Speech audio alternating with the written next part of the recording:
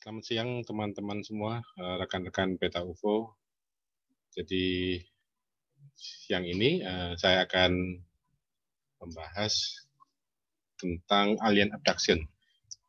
Jadi dalam salah satu kajian ufologi itu ada tentang alien abduction.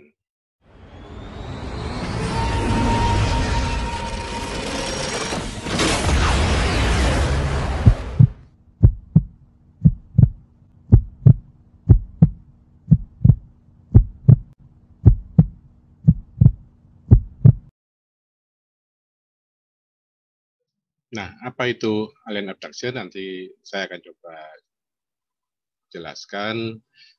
Hanya memang saya akan kemukakan secara dasar-dasarnya saja dulu ya. Nanti untuk referensi selanjutnya, rekan-rekan Beta UFO bisa juga mencari lebih jauh ya di baik melalui internet atau membaca buku-buku tentang kasus-kasus penculikan oleh alien.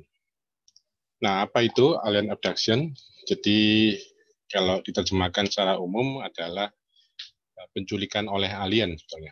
Nah, apakah abdukti percaya ya mereka benar-benar diculik oleh alien?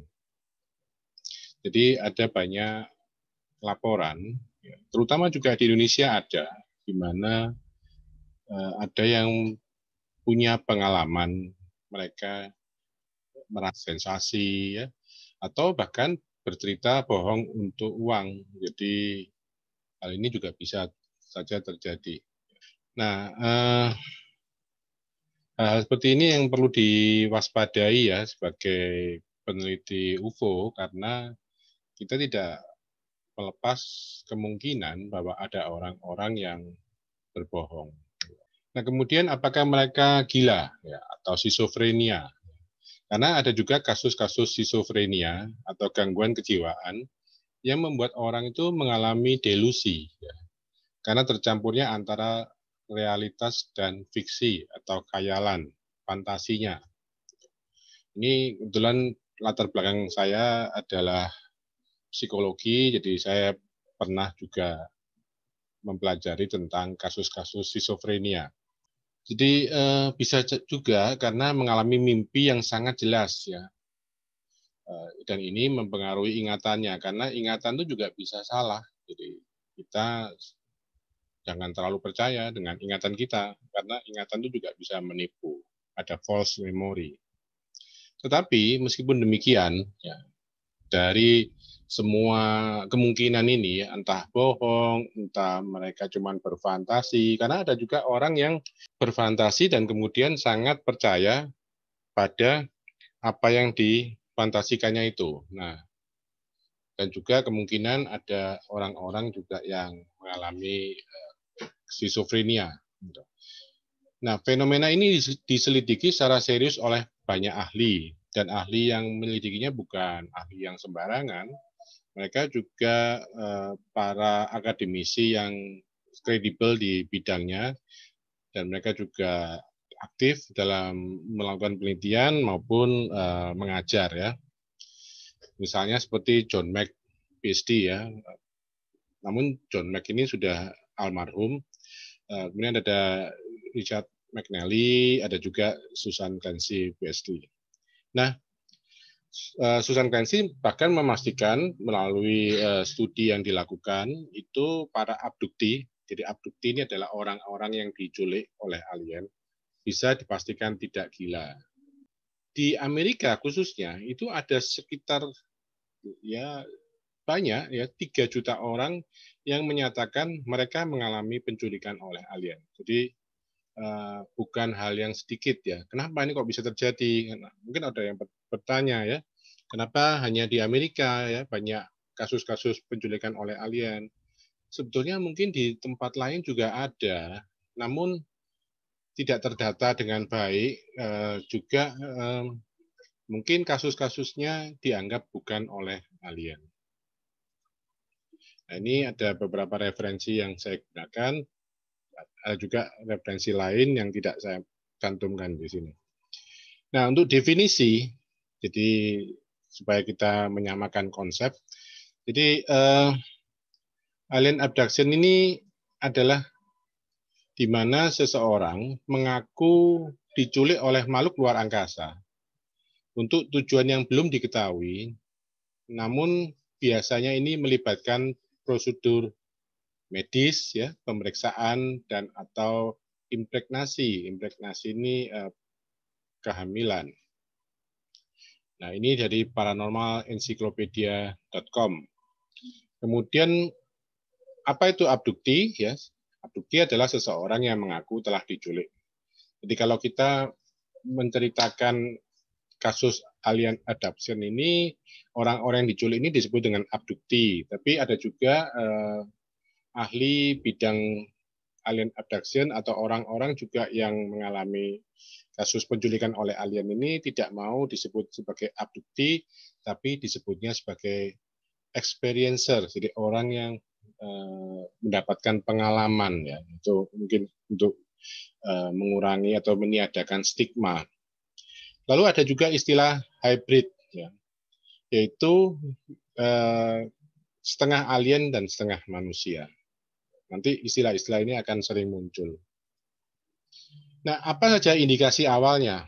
Jadi ada proses-proses yang terjadi pada saat alien abduction ini. Indikasi awal penculikan oleh alien adalah biasanya munculnya cahaya biru atau putih yang tidak dapat dijelaskan yang memasuki kamar tidur.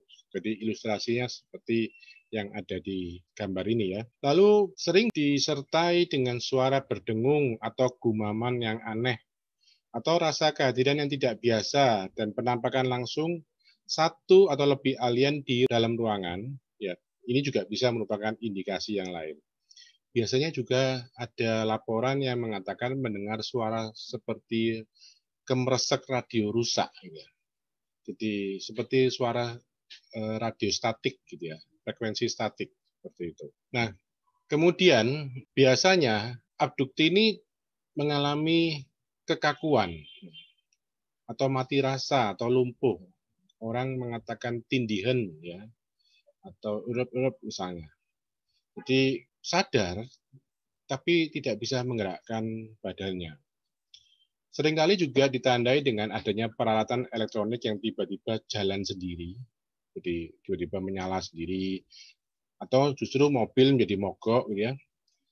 Nah, setelah kontak awal pertama, korban penculikan merasa dirinya melayang, menyusuri lorong, melewati dinding atau jendela rumah, atau bahkan melalui atap mobil. Jadi ini bisa seperti menembus, ya. Makanya ini fenomena ini kadang dianggap aneh juga, ya. Apakah memang secara fisik mereka dibawa, atau pada saat fisiknya dibawa itu sudah mengalami suatu proses perubahan dari materialisasi ke dematerialisasi. Jadi artinya hampir seperti orang-orang yang mengalami pengalaman di luar tubuh, ya, atau out of body experience, atau bisa juga tubuhnya sudah dibuat bahwa itu bisa menembus dinding, ya, atau melewati atap, gitu. Nah, biasanya penculikan tersebut disertai oleh satu, dua, atau lebih alien yang membimbing orang yang diculik itu masuk ke dalam pesawatnya.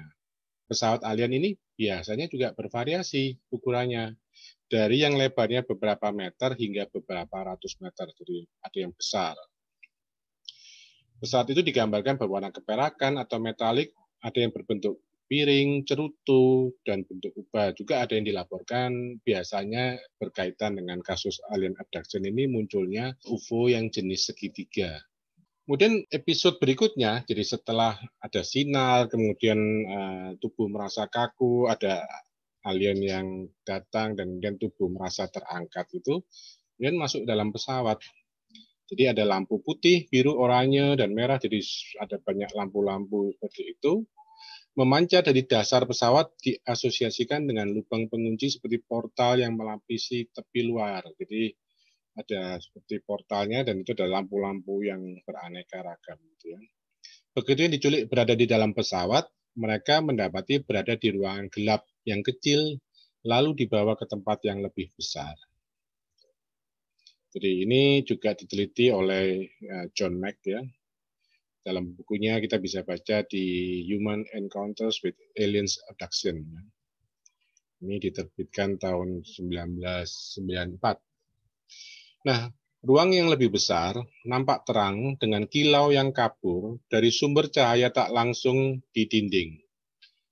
Komputer seperti panel dan perlengkapan serta instrumen lainnya melapisi sisi kamar atau ruangan itu. Nah, alien yang dilihat oleh mereka itu pada umumnya adalah alien yang jenis seperti ini. Jadi ini memang diperkirakan banyak melakukan penculikan terhadap manusia di era-era mulai tahun 60-an ya hingga 80-an atau 90-an. Nah, tapi juga ada yang lain yang seringkali selain alien jenis ini yang sering disebut dengan Grace, itu juga ditemukan ada yang tipe yang seperti manusia biasa, dan juga ada jenis reptilian.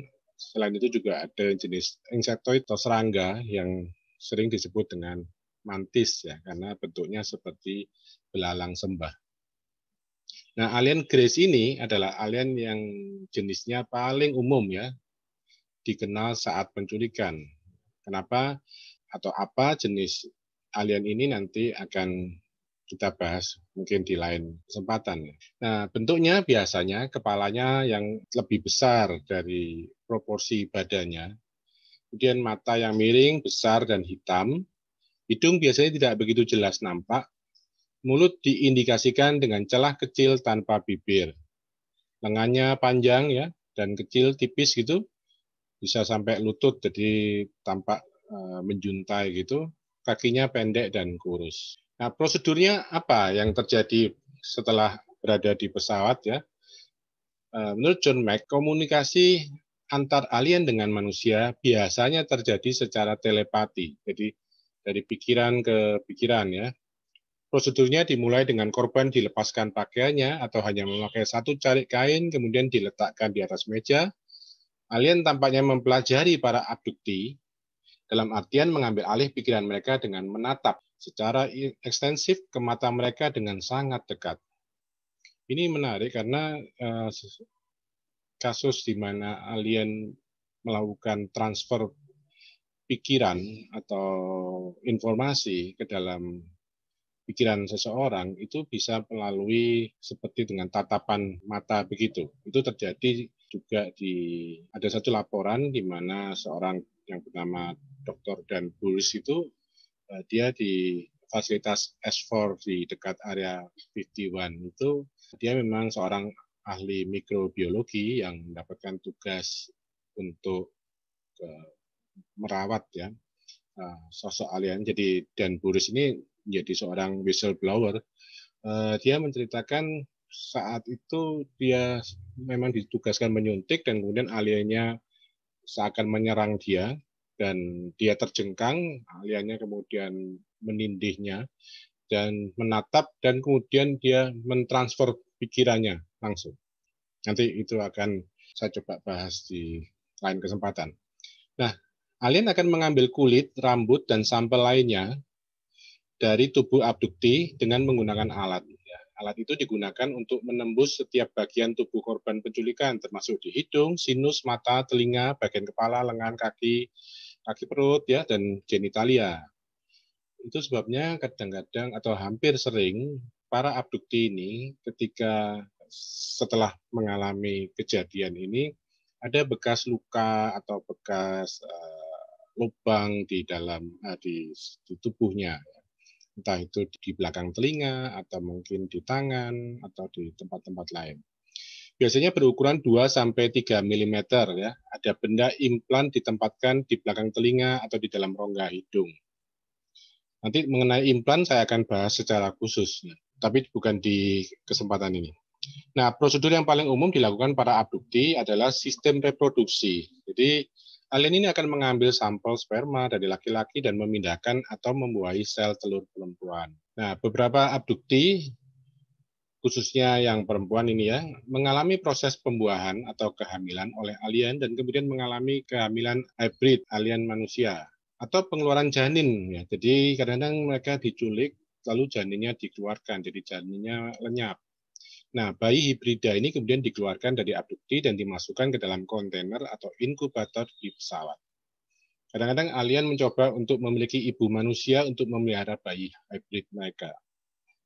Nah, alien berencana untuk menguasai bumi. Ini menurut salah satu pendapat ya dari Mencken ini, dengan membuat ras baru, yaitu mengganti ras manusia dengan ras hybrid ini. Tapi ini hanya salah satu pendapat ya, belum tentu benar ya. Artinya masih banyak sekali spekulasi terhadap kenapa dibuatnya hybrid ini. Ada yang mengatakan bahwa hybrid ini sebetulnya adalah macam mereka membuat semacam kontainer wadah gitu yang kemudian bisa untuk ditempati oleh pikiran mereka, sehingga sebetulnya wadah ini lebih bersifat seperti avatar ya. Kalau mungkin rekan-rekan Beta UFO pernah lihat film Avatar, itu kan bisa menempati sebuah tubuh dan kemudian bisa berinteraksi dengan orang-orang yang ada di planet itu gitu ya. Jadi ada yang mengatakan seperti itu ya fungsinya hybrid ini. Aspek terkait lainnya dari penculikan alien adalah adanya perubahan kesadaran dari abduksi. Jadi kalau misalnya tiba-tiba ada perubahan, ini sebutnya apa ya? Kalau mungkin istilah dalam spiritual itu level of consciousness ya. Itu ini terjadi pada abduksi ini. Lalu alien dapat menjangkau secara mendalam kehidupan emosional dan spiritual para abduksi dan mengubah persepsi mereka tentang diri mereka, terutama diri mereka sendiri, dunia, dan tempat mereka di dalamnya. Dan beberapa korban penculikan ditunjukkan gambar mengerikan dari kehancuran yang mungkin terjadi di bumi di masa depan oleh alien. Jadi ini maksudnya aliennya memberikan gambaran seperti itu ya, bukan dihancurkan oleh alien. Jadi tidak jelas kenapa kok hancur, tapi biasanya ada visualisasi di mana bumi ini akan mengalami kehancuran. Dan para abduksi cenderung mempercayai prediksi ini dan menjadi ketakutan. Jadi ketika mendapatkan visualisasi itu, biasanya abduksi kemudian percaya. Ada juga abduksi ini kemudian diberitahu bahwa ya kalau mau selamat ya ikut mereka, jadi mereka nanti akan bisa menolong sejumlah manusia untuk bisa selamat dari bencana itu. Jadi ini yang umum terjadi. Jadi yang lain juga percaya bahwa tugas mereka adalah memberitahu manusia lain tentang ramalan masa depan ini dan percaya jika tidak melakukannya, mereka akan dibawa ke tempat lain untuk berpartisipasi dalam evolusi kehidupan di alam semesta. Uniknya, korban diperintahkan untuk melupakan peristiwa ini seperti dalam proses hipnosis ya. Jadi setelah dikembalikan itu biasanya korban itu atau abduksi ini lupa. Tapi umumnya setelah selang beberapa lama itu akan muncul dalam mimpi-mimpi dan setelah itu mulai gelisah, mulai merasa ada yang tidak benar ya, dan kemudian kalau dihipnosis maka pengalaman ini akan muncul, akan teringat kembali. Nah kemudian setelah proses penculikan, korban penculikan dikembalikan ke tempat semula ya, bisa di tempat tidur atau kendaraan. Nah, saya pernah korespondensi dengan seorang pakar di bidang alien abduction beberapa tahun yang lalu. Dikatakan bahwa kadang-kadang waktu proses pengembalian ini pun bisa terjadi perubahan waktu. Jadi misalnya saja diculik jam 7 malam, itu bisa saja dikembalikan jam 6 malam, jadi 1 jam sebelumnya. Jadi ada kesalahan waktu. Dan bisa juga diculik 7 malam gitu, kembalinya juga jam 7 malam. Jadi artinya, walaupun terjadi proses penculikan selama beberapa jam gitu misalnya, tapi abduksi ini merasa hanya langsung saja, jadi hanya beberapa menit atau mungkin tidak terasa sama sekali. Nah ini yang membuat suatu dugaan bahwa apakah makhluk-makhluk yang menculik ini memang bisa memanipulasi waktu. Atau mereka memang berasal dari dimensi lain. Nah, terkadang korban penculikan dikembalikan dengan tubuh menghadap ke arah yang salah di tempat tidur. Ya, ini seperti ini. Atau piyama mereka di belakang atau di dalam, atau bagian pakaian atau perhiasan hilang. Jadi kadang-kadang ini terjadi apa ya, kesalahan-kesalahan waktu mengembalikan. Setelah penculikan, beberapa ciri fisik ditemukan di tubuh seperti ada luka, ya, ada bekas luka, scoop, mark, ya, jadi cekungan gitu, implan, atau juga bisa berupa bisul kecil yang nampak masih baru muncul. Nah, sepanjang kehidupan abdukti mungkin mereka akan menderita gejala jangka panjang, ya, terutama ketakutan pada jarum suntik, trauma, sakit kepala, sakit di telinga, sakit tungkai, gejala gastrointestinal, dan urologis ginekologi, dan gangguan fungsi seksual. Jadi ini beberapa gejala yang mungkin muncul. Seringkali setelah beberapa tahun, korban mulai ingat kejadian penculikan ini yang dialami mereka melalui mimpi-mimpinya. Jadi beberapa dapat mengingat setelah melalui hipnosis. Oke, itu kasus-kasus penculikan alien ini sudah terjadi cukup lama ya, bertahun-tahun ya. Dan catatan pertama salah satunya yang terkenal adalah kasus Antonio Villas-Boas pada tahun 1957. Bahkan dalam kasus ini Antonio Villas-Boas ini diculik, dibawa ke pesawat, lalu bahkan mengalami suatu hubungan seksual dengan alien. Alien tidak memilih jenis korban yang spesifik ya. Namun biasanya fenomena ini terjadi di dalam keluarga, kadang 3 sampai 4 generasi. Jadi antara mungkin kakeknya atau neneknya, kemudian ke anaknya, kemudian ke cucunya, itu terjadi berulang-ulang. Nah, sampai hari ini penculikan alien masih terjadi. Ya. Dan ilmuwan serta psikolog mencoba untuk mempelajari penculikan untuk mendapatkan pemahaman yang lebih baik mengenai alasan kejadian. Memang ya, ada orang yang mengatakan bahwa tidak ada bukti fisik yang bisa dipertanggungjawabkan untuk fenomena penculikan alien ini ya. Tapi di seluruh dunia, orang-orang ini hampir memiliki perasaan dan deskripsi pengalaman yang sama. Ada juga seorang ahli yang ahli bedah, dokter bedah, yang khusus melakukan pembedahan untuk mengambil implan ya sebagai bukti bahwa ada memang terjadi kasus alien abduction ini.